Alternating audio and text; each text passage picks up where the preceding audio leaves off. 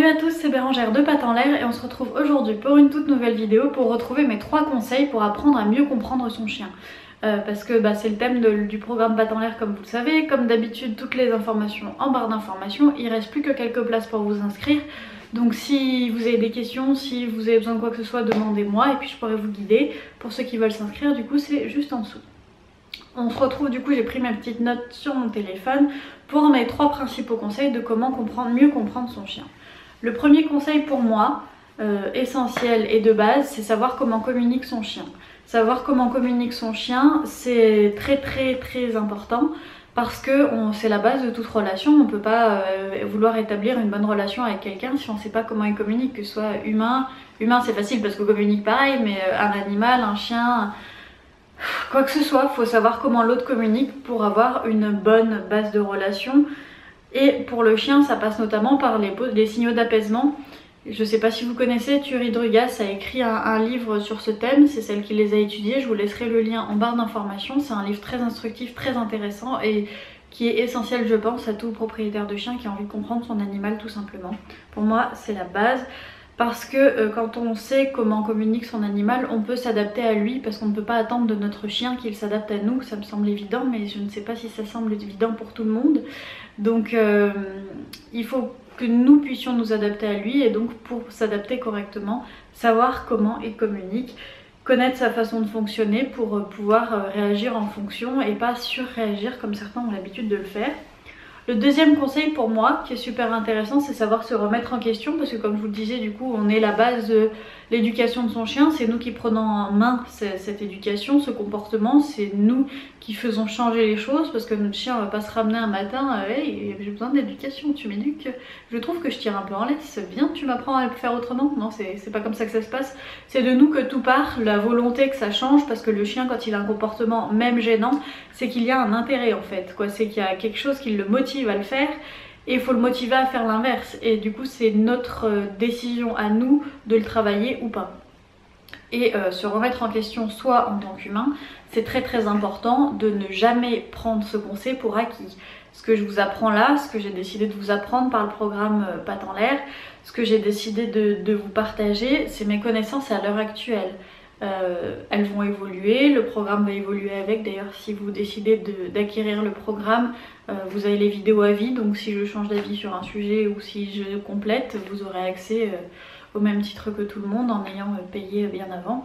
Mais voilà, les connaissances, c'est à vous de les acquérir et c'est à vous de vous renseigner et c'est à vous de vous remettre en question quand ça ne va pas et c'est à vous de trouver des solutions. Se remettre en question, c'est aussi savoir comment réagir quand on est humain et tout simplement des fois on a des comportements qu'on ne voudrait pas avoir.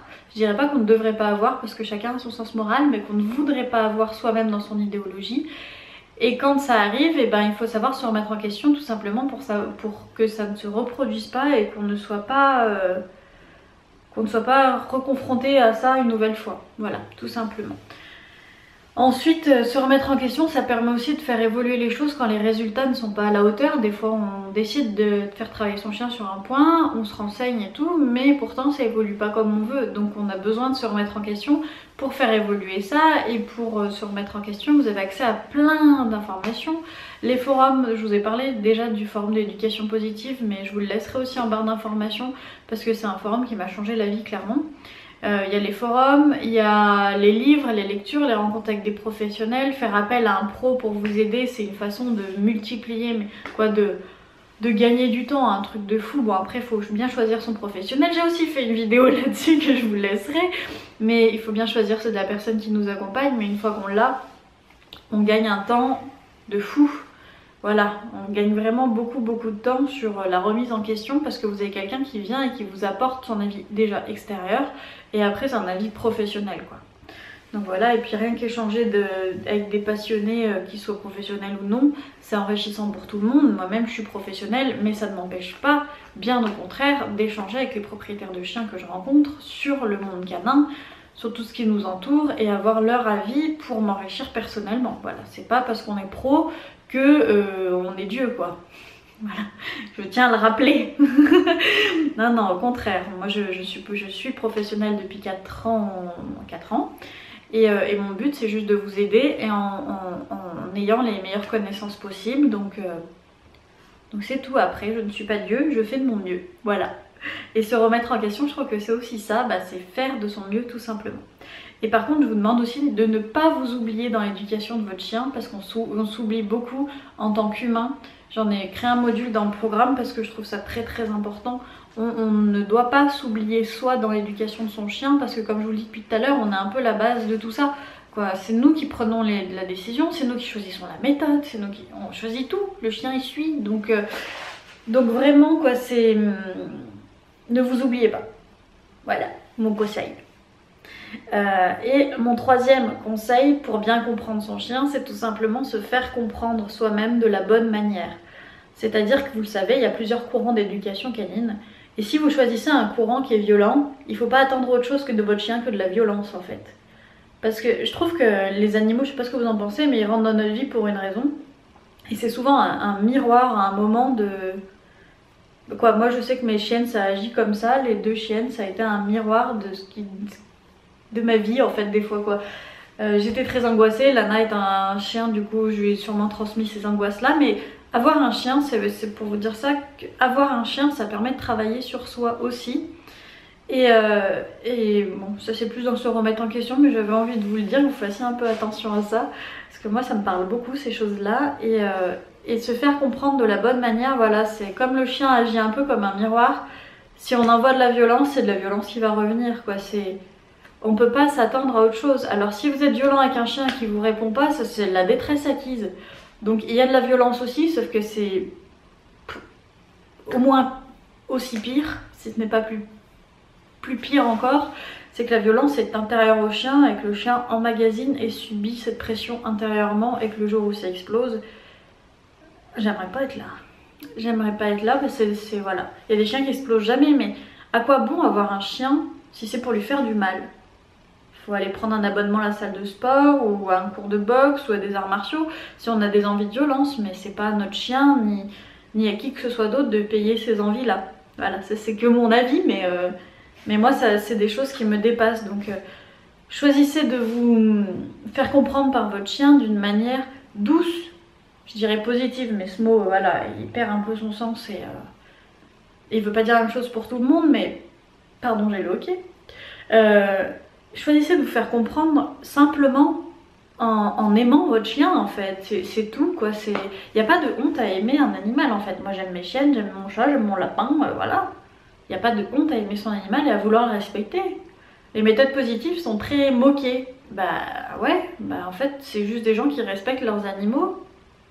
Il n'y a aucune honte, mon animal n'est pas une sous-merde pour parler poliment.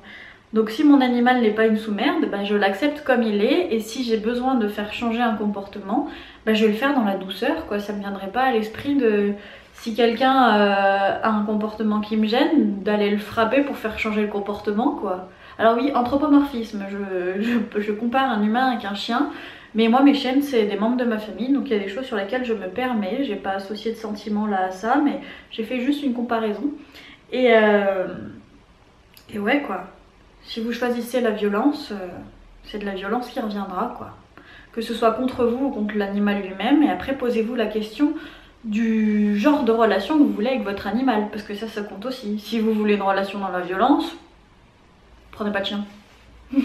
Voilà, il n'a pas à subir ça. Mais si vous voulez une relation bienveillante, donnez-vous-en les moyens, il n'y a rien de plus simple. Il y a des choses plus simples. Mais ce que je veux dire, c'est que quand on se renseigne, quand on se forme, on se rend compte que c'est pas compliqué. D'ailleurs, il y a beaucoup de mes clients qui me disent punaise, je pensais pas que ça allait être aussi simple entre guillemets. Et si, quand on fait le pas, quand on est motivé à le faire et qu'on applique ce qu'on nous demande, ça va tout seul. Ça va tout seul et on se dit pourquoi je l'ai pas fait avant. Je me le suis dit, et je me dis encore quand je laisse un comportement que je n'apprécie pas traîner chez mon chien, et que je me dis bon allez aujourd'hui je le bosse, et que je vois qu'en 10 minutes la chienne elle réagit, je me dis pourquoi je l'ai pas fait avant, pourquoi je me suis pourri la vie jusque là, et que je lui ai pourri la vie aussi, parce que si elle le fait c'est qu'elle est pas bien, et enfin voilà. Non voilà. Donc choisissez de vous faire comprendre de la bonne façon, et au-delà du ressenti personnel, les études scientifiques et éthologiques nous montrent que l'animal, on le sait, est un être sensible, a des émotions, ressent les choses, réagit en conséquence de ce qu'on lui offre. Enfin, c'est... Pourquoi être violent? Pourquoi? Voilà, je me demande...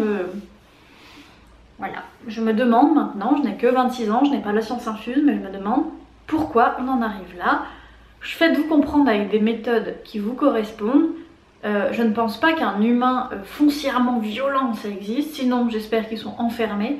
Mais un humain, voilà, nous-mêmes, c'est pas quelque chose de naturel pour moi la violence chez l'humain. Donc pourquoi c'est quelque chose qu'on transmettrait à notre animal? Donc renseignez-vous sur ces méthodes-là, sur les études qui sortent, lisez beaucoup. Et je vais vous faire une vidéo sur mes lectures et les lectures que je vous conseille, parce que j'en ai parlé pendant la conférence et je trouve ça intéressant de vous le dire ici aussi, et ça peut être plus pratique de le faire en format vidéo parce que je suis à l'aise avec ce format. Mais oui, voilà, cette vidéo elle était un peu déjà un peu longue parce que je vois, mais ouais, j'ai un peu parlé de mes trucs personnels, je me suis un peu enflammée, mais je tenais à vous le dire que voilà, faites-vous comprendre de la bonne manière pour un chien, et il n'y a pas de raison que ça aille pas en fait, quoi. Il n'y a pas de raison que... Voilà. Faites-vous comprendre, comprenez-le, remettez-vous en question et faites-vous accompagner. Et c'est tout. Quoi, c'est tout. Ça peut être très simpliste à dire, mais ça va le faire. Ça va le faire. N'hésitez pas à m'écrire en commentaire vos différents avis sur cette vidéo. Je les attends avec impatience comme d'habitude et moi je vous dis à la prochaine. Salut!